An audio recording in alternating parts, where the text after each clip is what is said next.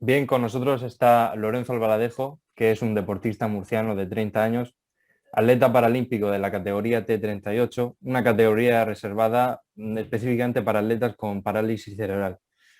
Esta discapacidad no le ha impedido convertirse en el considerado mejor atleta con parálisis cerebral de la historia de España en pruebas de velocidad, destacando tanto a nivel europeo como mundial. Sin nada más, doy paso a mi compañero José Bravo. Adelante, José. Bueno, Lorenzo, tú has sido récord de España de 100, 200, 400 y metros lisos y salto de longitud. Además tienes medallas en los campeonatos de Europa de plata en 100, 200, tanto en 2012 y 2014 y en 2016 en Grosseto, en el campeonato de Europa también, bronce en 200 y 400 si no me equivoco, ¿no? Tengo también, yo tengo un total, tengo un oro, fui campeón de Europa en 2018 en Berlín, 4 platas, que son 2000, dos de 2012, 2 de 2014 y 4 bronces, que son 2 de 2018 y 2 de 2016. O sea, en total tengo 9 medallas en campeonatos de Europa. Y en mundiales tengo 2 cuartos puestos y un sexto. Y luego en juegos, los 2 diplomas olímpicos. Sí, eso es. Los diplomas olímpicos, el sexto y el séptimo en Sí, Londres.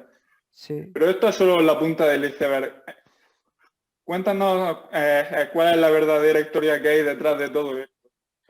Pues detrás de esto hay varios entrenadores, empezando por Salva Romero aquí en Murcia, luego Jorge Marín en Madrid, luego después Salva Romero de nuevo aquí en Murcia y luego Antonio Ranchal y Rubén Velasco en Madrid de nuevo, ¿vale? Ellos son una parte muy importante de cada una de esas medallas, de cada uno de esos récords.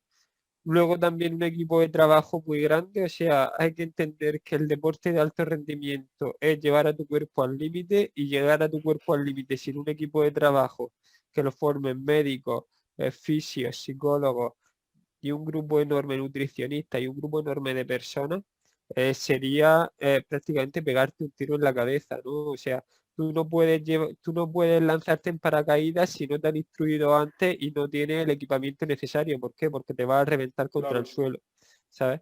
Entonces, el deporte de alto nivel, sin un control por parte de profesionales, es tirarte al suelo sin paracaídas, tirarte de un avión sin paracaídas. Entonces, mm, siempre aprovecho las intervenciones en medios de comunicación para decir que el deporte es buenísimo, el deporte es súper positivo, pero si ya queremos buscar un cierto rendimiento, sea el que sea, y no te estoy hablando de un rendimiento de querer ir a unos juegos, sino un rendimiento de, por ejemplo, querer hacer una maratón o querer en ciertas pruebas hacer cierta marca, vamos a ponernos en manos de profesionales. Vamos a intentar Vale. no poner en riesgo nuestra salud y vamos a intentar no hacer tonterías, porque al final el deporte es muy positivo, pero como todo, si se usa mal puede ser peligroso. Entonces, Sí, vamos a eso es muy aprovechar importante lo que estás diciendo, sí. un factor muy importante que tenemos, que es el deporte, vamos a tratarlo bien, vamos a tratarlo de una manera positiva. Por suerte, a nivel regional en Murcia tenemos buenísimos entrenadores, tenemos buenísimos profesionales que están formados para poder entrenar a deportistas y llevarlos de una manera responsable y de una manera sana. Vamos a recurrir a ellos, vamos a intentar no tomarnos las cosas por nuestra cuenta y a cualquier manera porque el precio puede ser caro. Bueno, Lorenzo, ¿y cómo empiezas tú en el atletismo y cómo resultó tu integración a este deporte? Pues a ver, yo siempre había hecho muchísimos deportes porque tanto por el tratamiento de mi discapacidad una de las cosas que conlleva es la espasticidad muscular, que quiere decir que mi músculo es mucho más rígido que el de cualquier persona que no tenga mi misma discapacidad, ¿vale? Esto que hace que si un músculo que está muy rígido tú no lo entrenas, cada vez se pone más rígido y corre el riesgo de perder la movilidad en el músculo, o sea, de quedarte en silla de ruedas, de quedarte sin movilidad. ¿Cuál es la forma de ejercitar un músculo? Mediante la actividad física. Entonces a mí desde bien pequeño siempre me recomendaron mucho deporte. Yo siempre fui el más malo, yo siempre digo que fui durante 22 años el peor deportista de España para con 30 ser el mejor atleta con parálisis cerebral de la historia de este país, ¿no? Pero al final, si no fracasas muchísimas veces, es imposible que acabes ganando, ¿no? Y mi trayectoria deportiva es el producto de eso. O sea, hasta los 22 años fracasé en 100.000 deportes y con 30 años puedo decir que tengo 20 o 21 medallas de campeón de España de atletismo, ¿vale? Entonces, llegará tarde, o llegará temprano, llegará de una manera o llegará de otra, pero si haces las cosas bien y si tienes fe en ti mismo, constancia y trabajo, al final, y dejas que el tiempo pase, dejas que el momento llegue, al final probablemente consigas tus resultados, ¿no? Entonces, al final son muchos años de trabajo, muchos entrenadores por los que he pasado, y hasta que no llegó el entrenador que supo gestionarme bien, porque eso es muy importante, el factor psicológico en el deporte es fundamental, hasta que no llegó un entrenador que supo entender las características de mi discapacidad y supo entrenarme en condiciones, pues no conseguimos explotar. Y la llegada al atletismo fue pura casualidad. Yo quería prepararme unas pruebas físicas de una oposición, concretamente la oposición de Policía Nacional, y, y iba a hacer atletismo. La primera vez que fue para ayudar a un amigo que también se las quería preparar, yo en ese momento no quería, y ya pues de acompañarlo a él me entraron ganas a mí de prepararme. Y un día por casualidad me encontré a los entrenadores, me dijeron que si quería empezar a entrenar, y esto fue en 2008. Yo me tiré 2 años haciendo atletismo casi sin competir, porque había que trabajar muchas cosas de la base, y luego pues yo empecé a competir 2009-2010, en 2012, en enero de 2012 hice mi primera licencia con la Federación de Parálisis Cerebral y ya salió todo el tirón. En marzo tenía el récord de España, en mayo fui campeón de España y me hice mínima olímpica, en junio Pero no fui... los juegos, ¿no? Sí, ahí me hice la mínima. En mayo fue el campeonato de España que fue en Bilbao y me hice la mínima para estar en los juegos. En junio estuve en el campeonato de Europa que fue en Holanda, fui doble subcampeón de Europa y allí ya me dijeron que iba a los juegos. Y ya pues llegué a Londres y en Londres el objetivo era intentar ser el mejor atleta de Europa. Y conseguimos serlo en las dos pruebas. Fui sexto en 100, séptimo en 200 y al final que demuestra todo esto que eso que te dicen que en el deporte, si quieres tener éxito en la élite, tienes que estar machacándote desde bien pequeño, que el que con 3 4 años no destaca, no va a destacar nunca, eso es mentira. Al final, si te esfuerzas, si trabajas, si tienes un equipo de trabajo acertado, el éxito llegará antes o llegará después, pero si trabajas,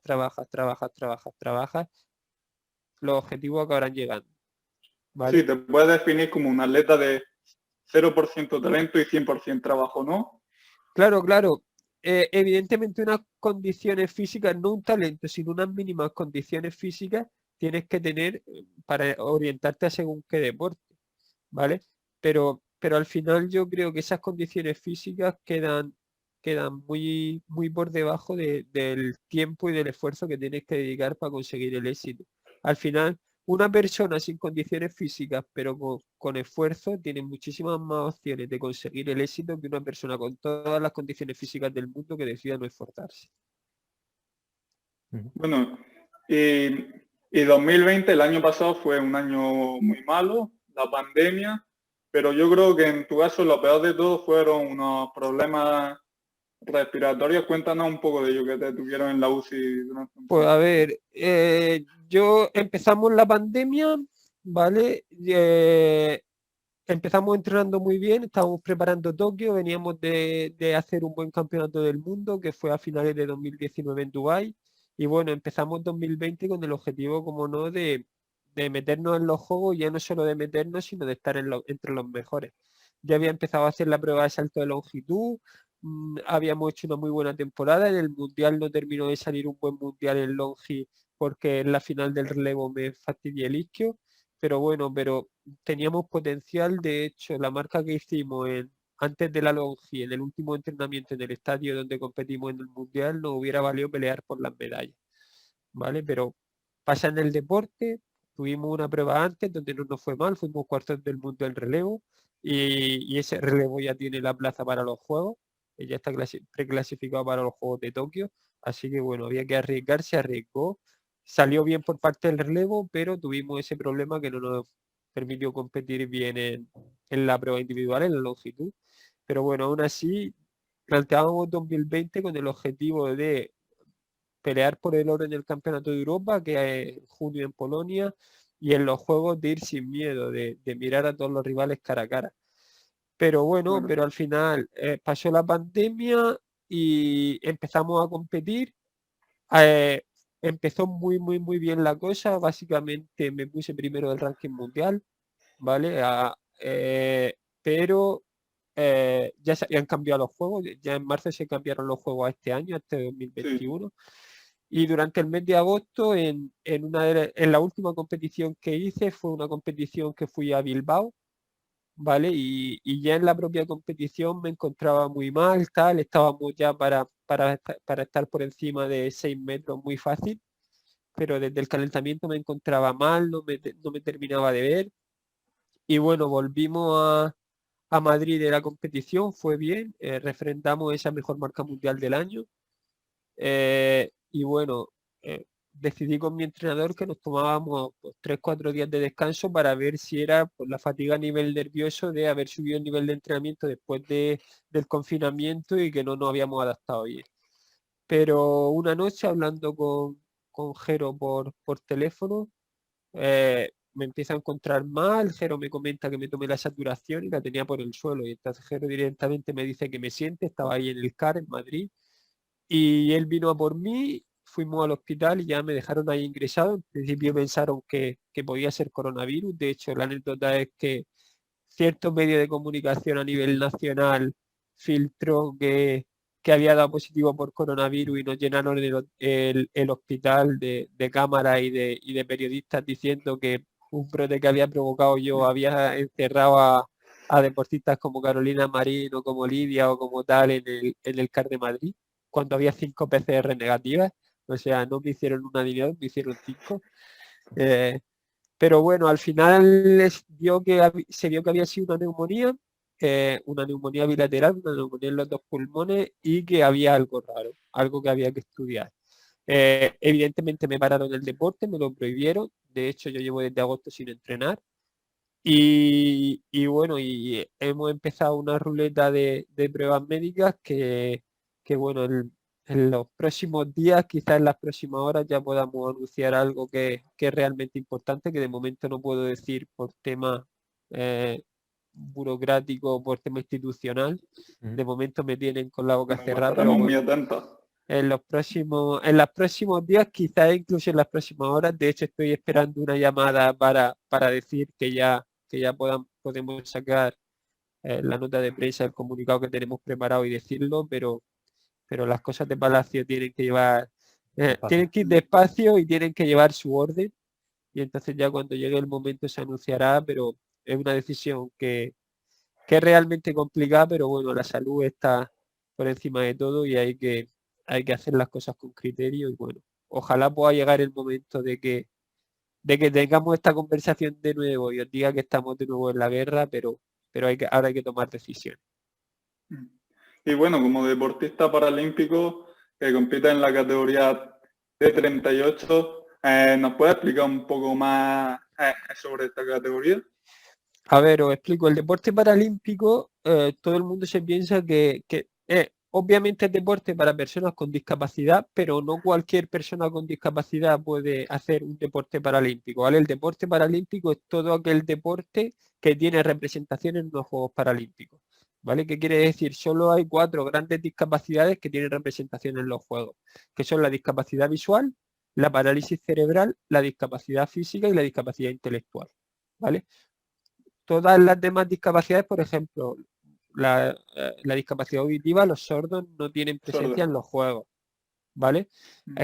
Hay otro gran número de discapacidades que no tienen presencia en los juegos. Y dentro de cada discapacidad, ¿vale? En función del tipo de discapacidad y de la afectación que esa discapacidad tiene para la práctica de ciertas pruebas deportivas, ¿vale? ¿Por qué? Porque sabemos que la Carta Olímpica, que es como si dijéramos el manual que rige el deporte a nivel internacional, ¿vale? O sea, la piedra en la que se asienta el deporte es la Carta Olímpica. Y uno de los artículos más importantes de la Carta Olímpica lo que refleja es que todos los deportistas tienen que partir en igualdad de condiciones a la hora de disputar una competición deportiva. De manera que sea el talento, el esfuerzo o las condiciones del deportista lo que le conduzcan hacia la victoria, ¿no? Entonces, si yo que tengo parálisis cerebral tengo que competir a nivel internacional contra una persona que no la tiene, ¿vale? Ya hay un condicionante que no tiene que ver con el talento, con el esfuerzo, con tal, que en este caso sería la parálisis cerebral, que me pone a mí en inferioridad de condiciones con respecto a la otra persona, ¿no? Me genera una desventaja. Entonces, ¿qué tenemos que buscar? No solo que mi discapacidad sea similar a la de la persona con la que compito, sino que la afectación que tiene mi discapacidad para un 100 o para un salto de longitud sea la misma que la de mis rivales. ¿Por qué? Porque imaginaros, por ejemplo, la parálisis cerebral, que es la discapacidad que yo tengo, es una discapacidad muy grave, que puede tener afectación muy importante, ¿vale? Yo tuve suerte que la afectación que tiene para mi vida real, por ejemplo, me permite caminar o me permite correr a una velocidad, o sea, yo tengo 11,79 en un 100, ¿vale? Hay mucha gente sin discapacidad que no es capaz de correr un 100 en 11 segundos o un Y 400 54 en en 400, 54 no, no me 53, acuerdo ahora las décimas. 53,97 concretamente, sí. En un suicidio porque fue una prueba que había que haber corrido bastante más rápido, pero me suicidé y los últimos 100 metros pues quería que se acabara cuanto antes aquello.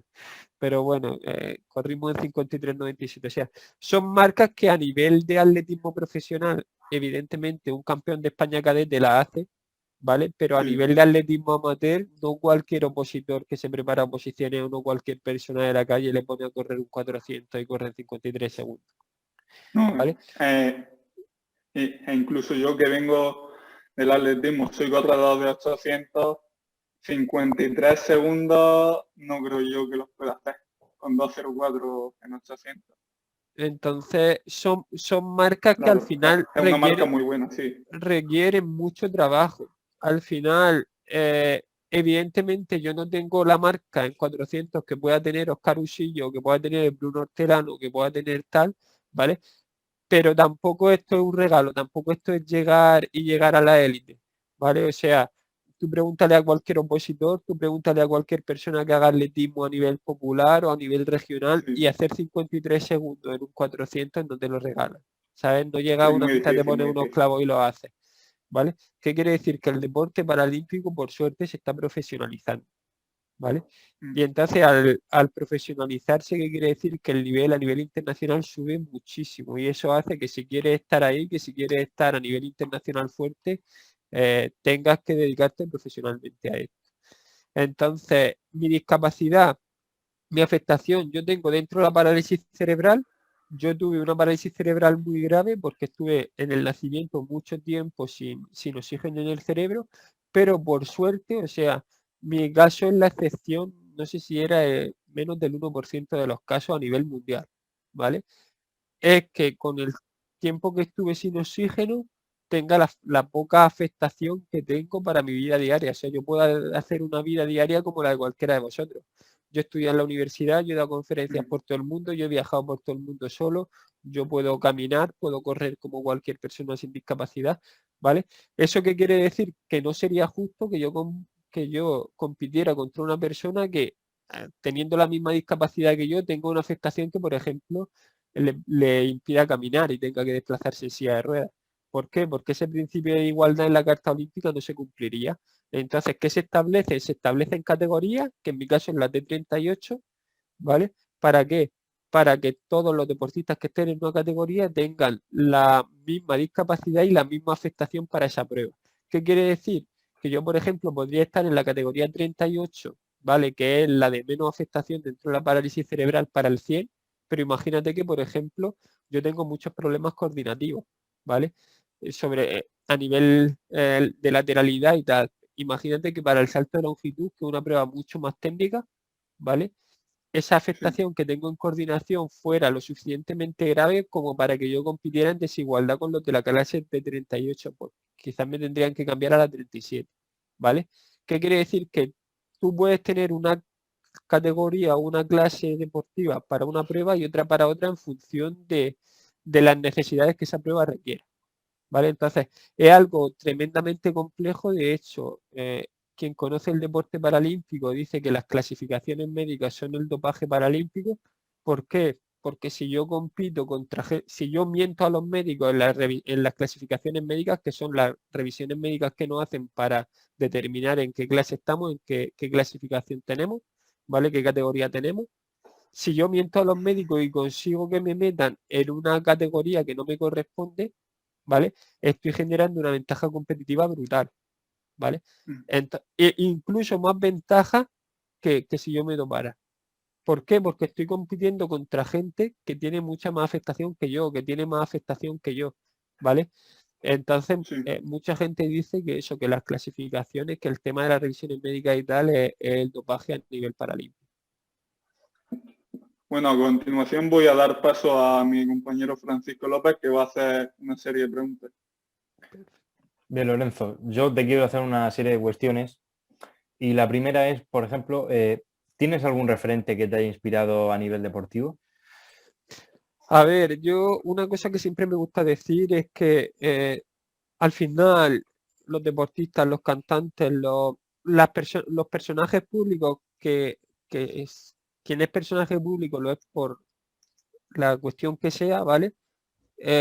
No dejamos de ser personas, ¿vale? Los que somos deportistas somos personas que hacemos deporte y se nos da bien, los que son cantantes son gente que cante y se le da bien, los que son, yo que sé, actores son gente que interprete y se le da bien, ¿vale? Pero no dejamos de ser personas, con nuestros aciertos y con nuestros fallos, con nuestras virtudes y con nuestros defectos. Entonces, una cosa que no me gusta es el concepto que hay en esta sociedad de idolatría, de yo tengo este referente, ¿vale? Caso claro, Messi Cristiano.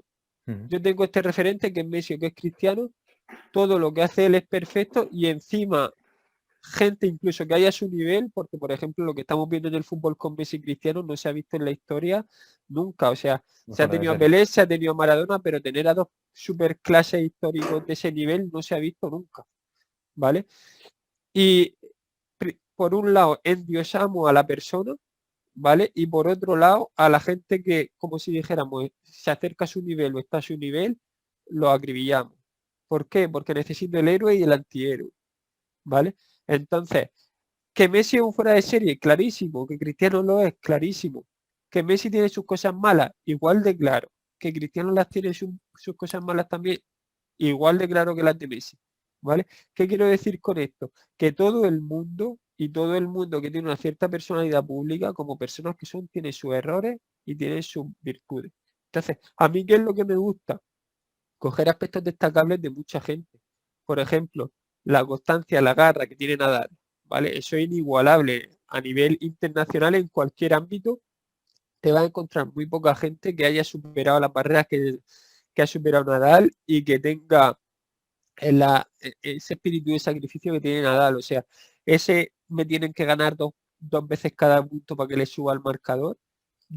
Y ya no durante una etapa, porque muchos deportistas, en mucha gente hemos visto cierta constancia durante una etapa, pero Nadal lleva 20 años en el circuito a nivel internacional y en los 20 ha sido igual, ¿vale? O sea, mantener esa constancia en el esfuerzo es muy, muy, muy difícil y más al nivel que está él, ¿vale? Luego, por ejemplo, la constancia o el sacrificio que puede tener un tío como Cristiano Ronaldo, ¿vale? El talento innato que puede tener un tío como Messi, que Messi es el claro ejemplo de una persona sin muchas condiciones físicas, pero Sí. con unas cualidades técnicas alucinantes, ¿vale? Y que marca la diferencia por eso. Cristiano Ronaldo todo lo contrario, no es un prodigio a nivel Un hombre que técnico, se trabaja pero mucho. claro, pero a nivel físico es un talento, un Portento. portento, es producto del esfuerzo, es producto del sacrificio diario, ¿no? Entonces, al final, ¿qué es lo que me gusta? Coger los ingredientes que hacen que cada plato sea extraordinario, ¿vale? E intentar reproducirlo en el mío. ¿Por qué? Porque, porque es el hecho de, el ejemplo evitar, el yo quiero ser, no, tú eres tú, ¿vale? Que quieres coger el esfuerzo de Cristiano o intentar imitar el talento de Messi o coger la garra de Nadal, ¿vale? Cógela y adáptatela a ti mismo, ¿vale? Pero no intentes ser él porque no te va a salir. Y no te va a salir no porque tú seas más malo que él, ni porque seas diferente, ni Porque porque no seas, eres él. claro, Exactamente. porque no Claro. eres él, porque eres tú. Y tú puedes ser bueno, puedes llegar a ser el mejor, ¿vale? Si te rodeas de la gente, si haces todo tal, puedes llegar al límite que tú quieras, pero tú eres tú y en el momento que quieras dejar de ser tú y ser otra persona, será el principio de tu fin. ¿Por qué? Porque esa persona tiene su vida, tiene sus condiciones, tiene sus peculiaridades y lo tiene todo, y tú no eres esa persona, ¿vale? Que eso no quiere decir que tú no vayas a poder tener el talento que tiene Messi para el fútbol, para lo que te dé la gana, para el periodismo, o para la escritura, o para lo que tú quieras. Pero explótalo a tu manera, porque si Messi ha conseguido ser Messi es porque explotó el talento a su manera. Nadal empezó siendo diestro, lo hizo zurdo su entrenador, su tío, Tony, ¿vale? Si Nadal no se hubiera hecho a sí mismo, no se hubiera cocinado a sí mismo y se hubiera fijado o en su tío que fue futbolista del Barça, sería futbolista, no sería tenista, o en todos los tenistas diestros que hubo, porque él empezó siendo diestro. No, él vio que tenía que hacerlo así, tanto él como su equipo de trabajo, y trabajaron, y ahora mismo, pues si no es el mejor, es uno de los 3 mejores tenistas de la historia a nivel mundial, ¿vale? Pero, ¿por qué digo esto? Porque mucha gente se piensa que coger a un referente y decir voy a hacer exactamente lo que esta persona ha hecho para llegar a la élite o voy a hacer exactamente lo que está. No, tú haz lo que tú tienes que hacer para llegar tú. O sea, que él lo haya hecho y le haya salido bien no quiere decir que ese sea el camino, ¿vale? Quiere decir que tienes que analizar qué es lo que ha hecho él y ver qué cosas puedes aplicar a ti mismo para llegar a donde le ha llegado. Entonces, ese es un poco el pensamiento que yo tengo sobre el hecho de los mitos o los ejemplos a imitar o los referentes, ¿no? Siempre, nunca tienes que perder la perspectiva de quién eres tú y de quién quieres llegar a ser. Y entonces en ese camino entre quién soy y quién quiero llegar a ser, de quién me puedo nutrir o qué ejemplos puedo tener para coger esos ingredientes para hacer el plato que necesito para llegar a donde quiero llegar. Muchas veces que esos caminos siempre conducen a la frustración, porque claro, quieres ser ese deportista, pero claro, no era él como antes hemos comentado. Claro, y podrás llegar a tener sus resultados y podrás llegar a tener su nivel de juego, pero lo tendrás que hacer a tu manera, ¿vale? ¿Por qué? Porque no tiene sus mismas condiciones, no tiene su mismo cuerpo, no tiene su edad. Y eso no quiere decir que nunca vaya a llegar a conseguir nada, porque mucha gente podría decir, pues mira, pues si tú dices que no eres él, no digo que no lo vaya a conseguir, digo que lo consigas a tu manera. ¿Sabes? Que te mires quién eres tú, que te mires cuáles son tus fortalezas, que te mires cuáles son tus debilidades, que te mires cuáles son tus características personales, ¿vale? Esas características que te hacen único, porque al fin y al cabo todos tenemos unos puntos fuertes que si los explotamos al máximo nos pueden hacer únicos. Entonces, no mires cuáles tiene Rafa Nadal, o cuáles tiene Pau Gasol, o cuáles tiene Messi, o cuáles tiene Cristiano. Mira cuáles tienes tú. Y a partir de ahí empieza a explotarlo y puede ser que un día te sorprenda. Muy bien. Vale, yo la siguiente pregunta igual la he contestado antes con la intervención de mi compañero, pero te la vuelvo a reformular por si acaso se ha quedado algo en el tintero.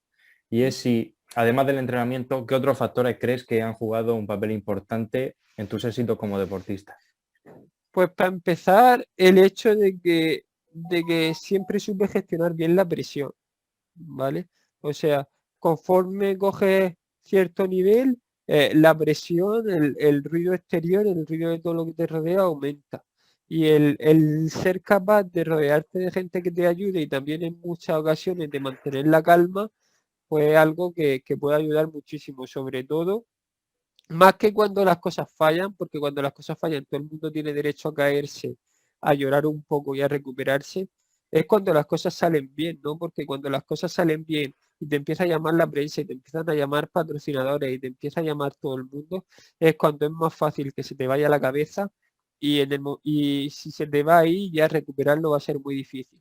O sea, si tú te la pegas, ya sabes que al día siguiente quien te quiera criticar te va a criticar, ¿vale? Te van a llover la hostia, pero ya sabes que la lluvia va a pasar y que al día siguiente sale el sol.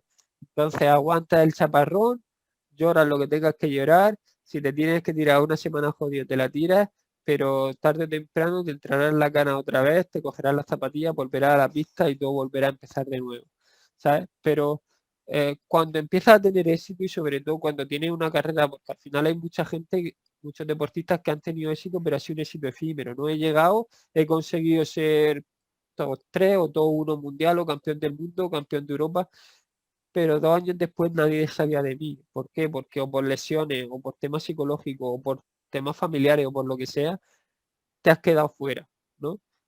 Cuando tienes una carrera dilatada que tiene muchos éxitos, muchos fracasos, muchos momentos altos, muchos momentos bajos, el saber mantener una línea en la cual no te influyan ni los puntos altos ni los puntos bajos, yo creo que es una de las cosas que más me ha ayudado a lo largo de mi carrera deportiva. Otra, sin duda, el equipo de trabajo, ¿vale? Si quieres ser el mejor, tienes que rodearte de los mejores. Yo creo que esa ha sido una de mis grandes suertes, que siempre me he rodeado de los mejores. Y luego otro, una vez que te rodeas de esa gente que son los mejores, la confianza.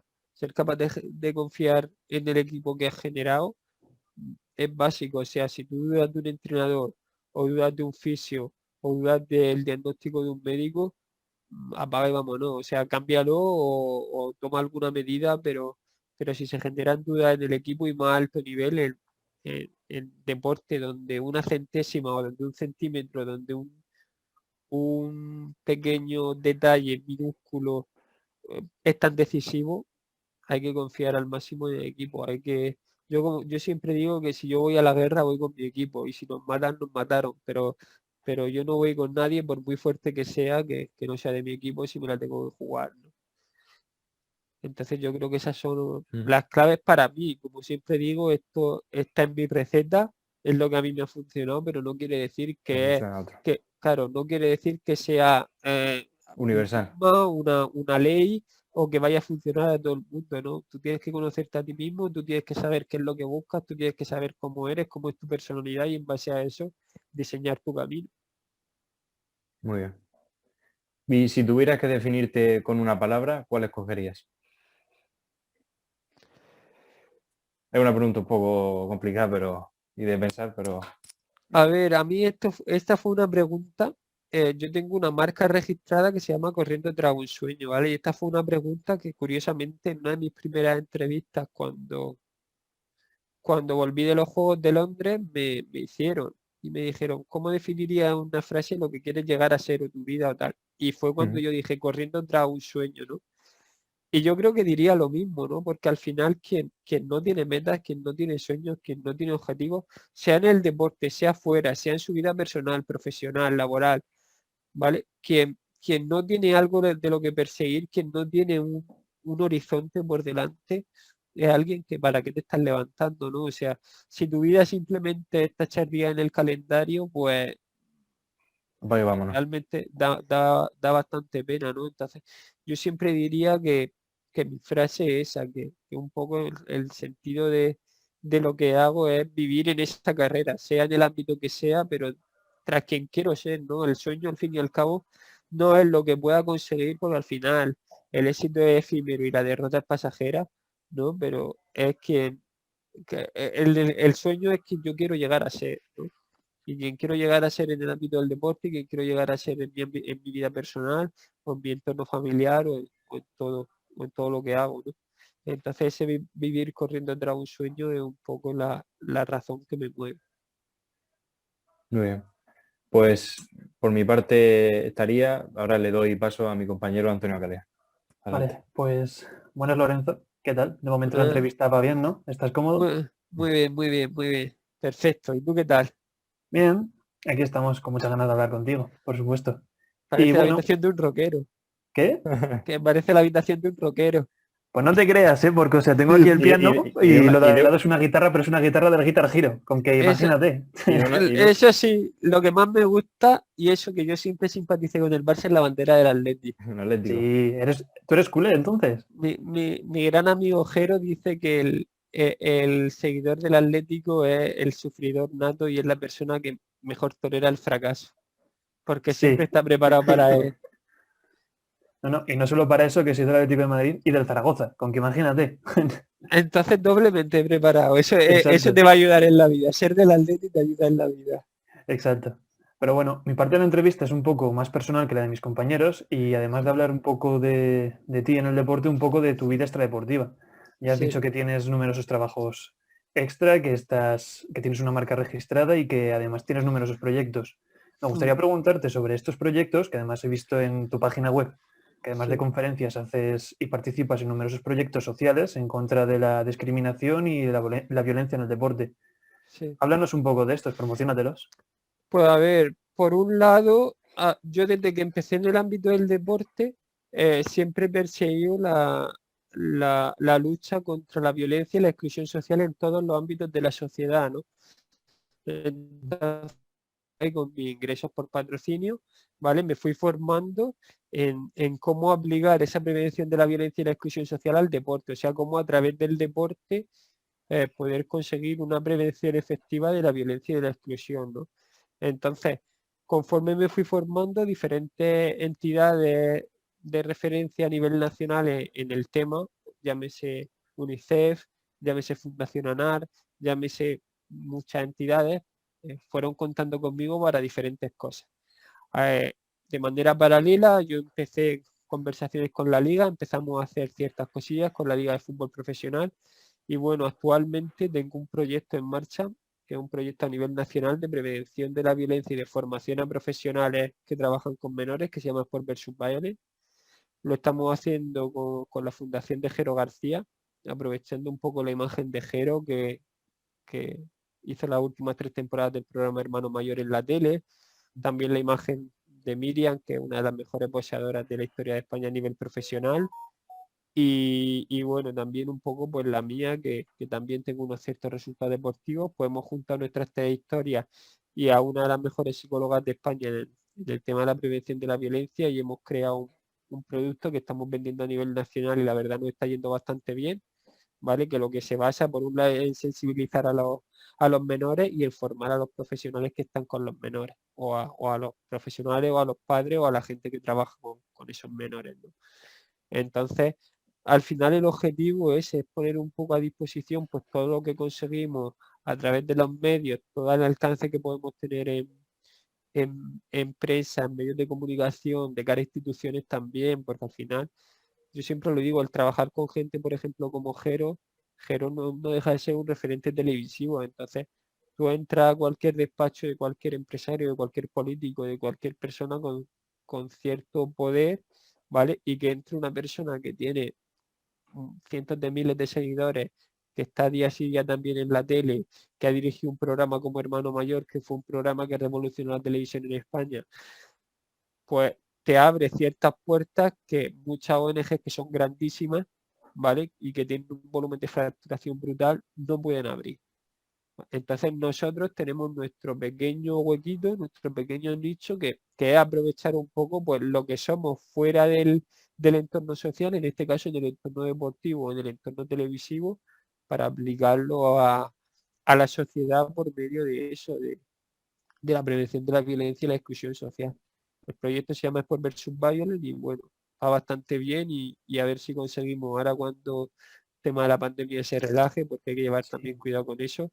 Ya en abril tenemos la primera jornada, ya lo hemos reactivado y bueno, y a ver cómo va evolucionando. Pues muy bien. Y bueno, además he podido ver que también realizas conferencias motivacionales, también para empresas y otras entidades. ¿Esto cómo ha ido y cómo ha ido sobre todo durante la pandemia?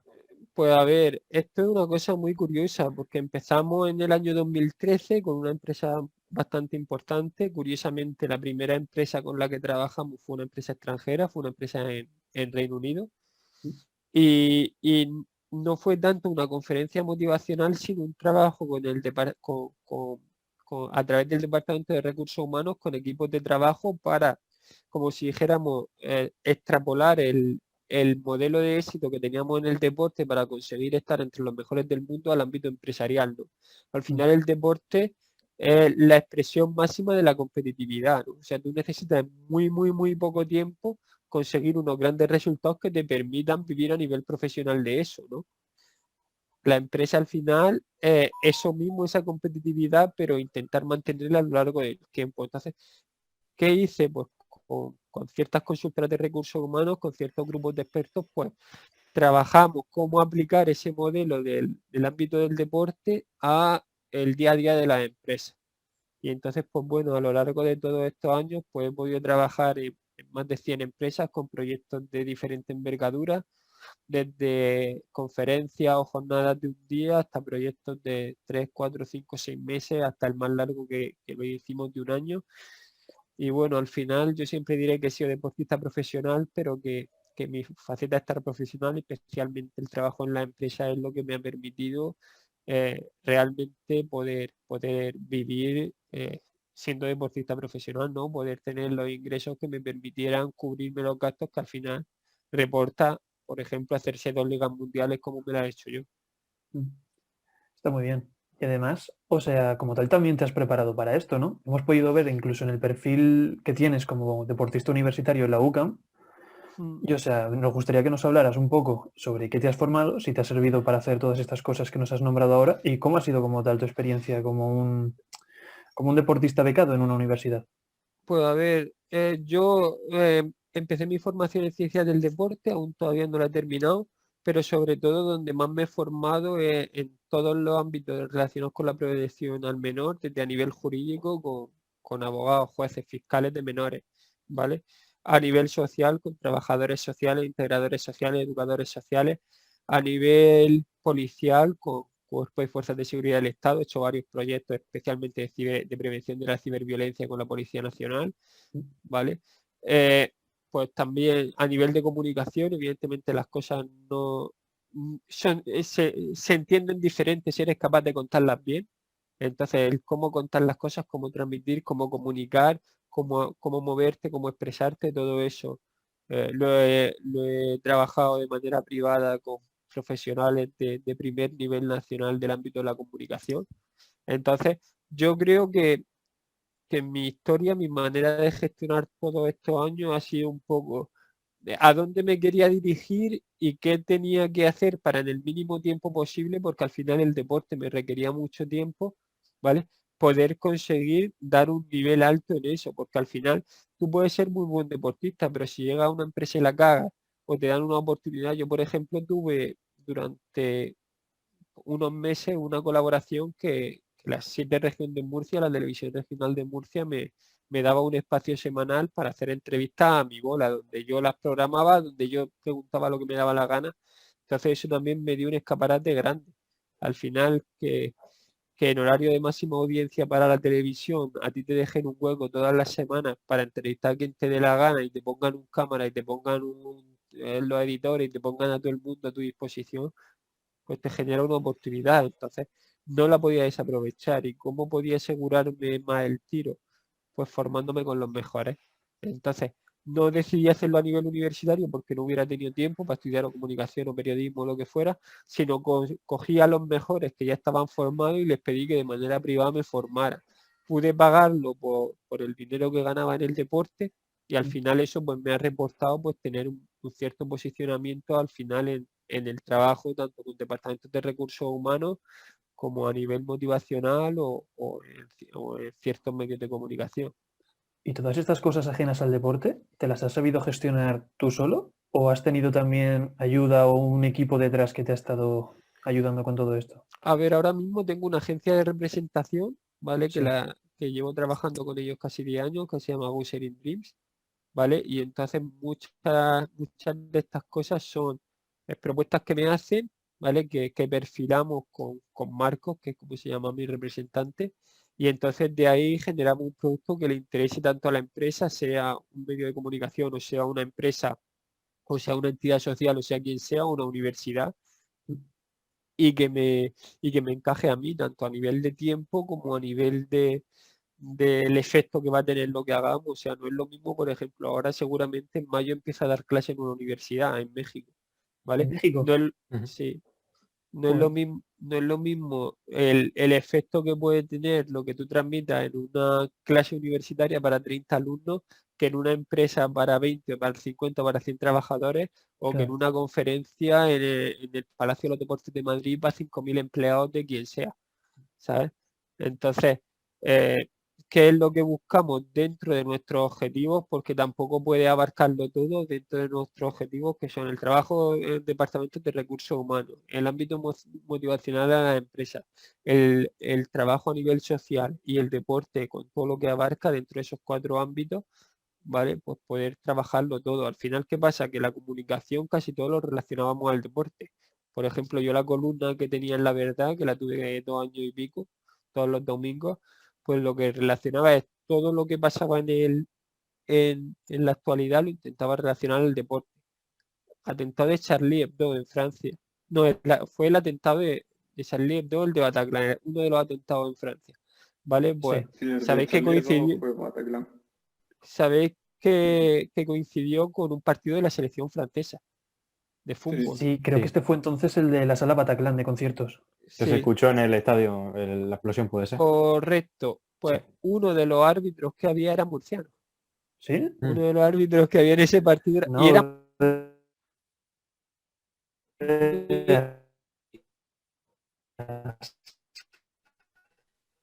y era amigo mío. Su asistente era Raúl Cabañero, ¿vale? Y Raúl Cabañero, yo tengo muy buena relación con él. Entonces estuve comentando ciertas cosas y entonces yo, a raíz de lo que hablé con él y con varias personas más en Francia, tal, amigos que tengo del deporte ahí en Francia, escribí un artículo, ¿no? En el que hablaba del papel del deporte para poder prevenir la radicalización de las personas y de esta manera intentar combatir el terrorismo, ¿no?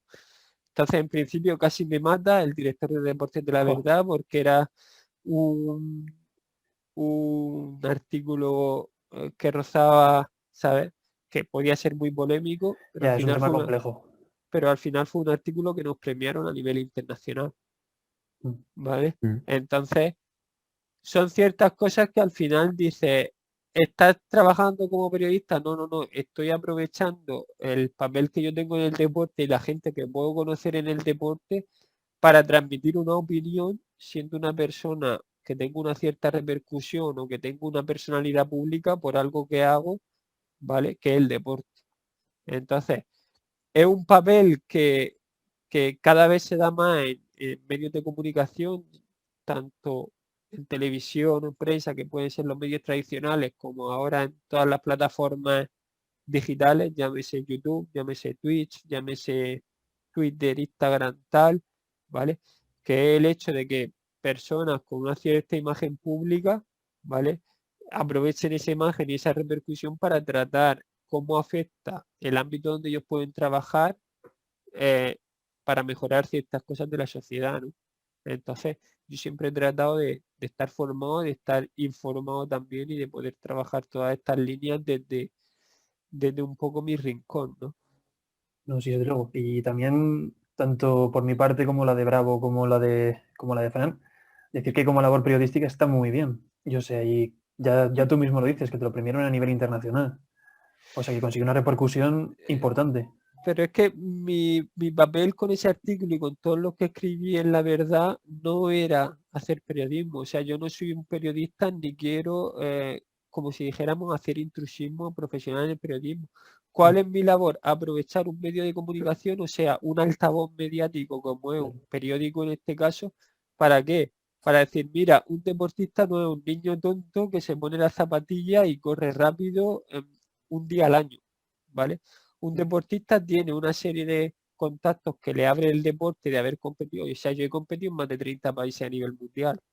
Conozco gente en prácticamente todos los países del mundo, ¿vale? ¿Eso qué quiere decir? Yo veo que hay un atentado en Francia o que hay un atentado terrorista en Bélgica o que hay una noticia grave en donde sea, en Sudáfrica, y yo puedo llamar a ciertos amigos, a ciertos tal, y que me cuenten qué está pasando ahí, pero que me lo cuente un ciudadano que no tiene vinculación política, que no tiene interés mediático o empresarial, una persona de la calle, ¿vale? Entonces, ¿qué pasa? Eso me da unas posibilidades que a un medio de comunicación tradicional no se las termina de dar. ¿Por qué? Porque un medio de comunicación puede mandar a un reportero y el reportero pues le pone el micrófono al primero que se encuentra por la calle, ¿vale? Yo se lo estoy poniendo a un deportista que ha viajado, a un deportista que generalmente tiene un nivel cultural, a un deportista que generalmente de haberse movido a nivel internacional sabe cómo funciona un poco la estructura a nivel global de casi todo, ¿sabes? Entonces, eso me permite hacerme una idea, como si dijéramos, a nivel íntegro de lo que está pasando. Y entonces, a raíz de ahí, lo que escribo es una opinión. O sea, yo creo, en base a estos datos, que esto es así o que esto se solucionaría así. eso no creo que sea no creo que sea periodismo, eso simplemente es aprovechar un periódico que es un sitio donde trabajan los periodistas o las personas del mundo de la comunicación para transmitir pues, el mensaje que yo quiero, ¿sabes? Entonces, al final, labor periodística es aquella que hace un periodista, que no siempre o no tiene por qué ser una labor de investigación o una labor de información, ¿vale? Muchas veces simplemente una labor de divulgación, de yo me Sí. entero de esto y lo digo, ¿sabes? Demostrar. Claro, claro. Entonces, ahí está la línea y yo creo que el futuro, y ahora se está viendo con las nuevas plataformas y la polémica que está habiendo entre los medios tradicionales y las nuevas plataformas, que yo creo que el futuro de esto está en que toda la gente, pues por ejemplo, streamers, youtubers, toda esta gente, los periodistas, los comunicadores audiovisuales, las personas que tenemos notoriedad o personalidad pública por los ámbitos que sea, pues podamos convivir en el entorno de los medios de comunicación, tanto los tradicionales como los 2.0, porque yo creo que para que la gente de verdad disfrute de un derecho fundamental como un derecho a la información, lo que necesitamos es todos remar en la misma dirección y no entrar en guerras de ego. Pues eso está muy bien. Y ya, como última pregunta, luego voy a dejar espacio para un juego que es de una nueva sección que hemos querido introducir en esta clase de entrevistas, que va a ser un ping-pong de pregunta-respuesta rápida para conocerte un poco mejor. Ya preguntas menos de este estilo. Pero así ya como última pregunta, o que nos hagas una especie de recomendación o de alguna persona, ya sea murciana o nacional, que sea una deportista paralímpica que creas que se merece tener más voz, ya sea para que hablemos aquí nosotros, que al fin y al cabo Sí. de esto se trata nuestro medio, o que hable cualquier medio porque se lo merece. Pues yo, sin duda alguna, José Antonio Expósito. José Antonio Expósito. Sí, José Antonio Expósito, subcampeón en los Juegos de Londres No, en salto de longitud. Oro. en Ah, Londres. oro. Fue oro en Sydney y oro en Londres. Mm. Y es Ah, oro. probablemente el mejor atleta paralímpico de la historia de la región de Murcia, el mejor deportista paralímpico de la historia de la región de Murcia. Y yo diría que junto con Peñalver y poco más, quizá uno de los 5 mejores sin duda de la historia a nivel deportivo, juntando olímpico y paralímpico. Y una persona extraordinaria y un Sí, gran yo lo amigo. Sí, yo lo he visto más de una vez allí en Águilas en el pabellón, creo que ha sido Sí, muy él cerca, trabaja sí. en Ávila, y él ha sido un montón de veces campeón del mundo, él fue campeón de España de personas sin discapacidad 2 veces, un tío que con discapacidad intelectual fue capaz de saltar por encima de los 7,70 en longitud.